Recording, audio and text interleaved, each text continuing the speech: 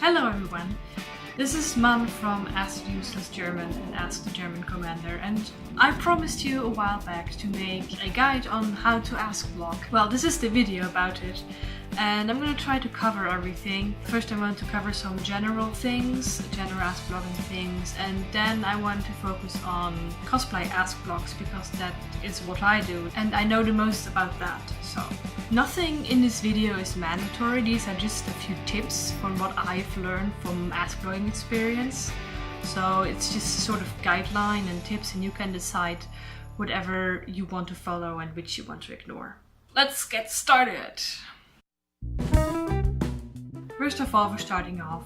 You can start an Askblog for whatever character or ship you like. Even if there's already a million England blogs out there or a million Frog blogs out there. This is your blog and you have the chance to make it unique and post your own ideas in your headcanon, so please don't get encouraged by the amount of other blogs and their popularity there they are. It's also important to know that when you start an Askblog, it's hard in the beginning, like with getting asks and stuff, and also getting followers, of course. But over the weeks and months you will grow and you will get more followers and you will get more asks, trust me. And you can always ask people to give you a shout out. There's many fandom hub blogs, you know, also the @Italia fandom hub. They do shout outs and you can ask other blogs with a little bit more followers. You can ask me as well to give you a shout out, I don't mind.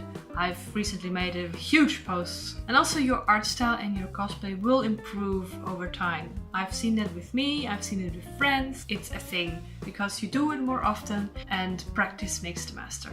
And this also counts for the ideas of the interpretation of your character. But most importantly, of course, is to have fun. But the Askblog should not turn into work. It's a thing you do for fun, so it should stay fun. You don't need to feel pressured or obligated to answer asks. You should do it because you want to.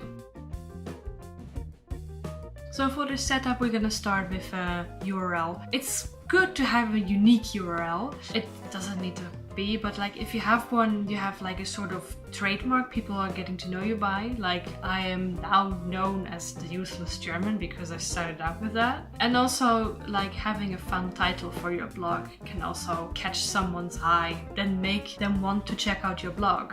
For example, my Germania blog has the title "Not an Empire, but okay," which I thought was hilarious. You don't have to if you can't think of anything, and you know, you can always change your URL if you want to. It's totally up to you. A nice avatar or a header image are also advantages because then people can see your art style or your cosplay straight away without having to look through your blog. It also just looks really nice. And you can also add a short description about your character or your blog or both, and maybe some rules, but you know, that's totally up to you. It's just a suggestion. You can customize your blog like with colors and stuff however you want it. That's really up to you. But if I can give you one tip, make sure that the description and the title is actually readable, like with the colors, because I've seen so many blogs where I just could not read a thing because the contrast was either non-existent or it was just hurting my eyes, you know, because if you can't read it, what's the point of putting it there? And also a technical tip, if you start an Askblog, make a new account for it, because you cannot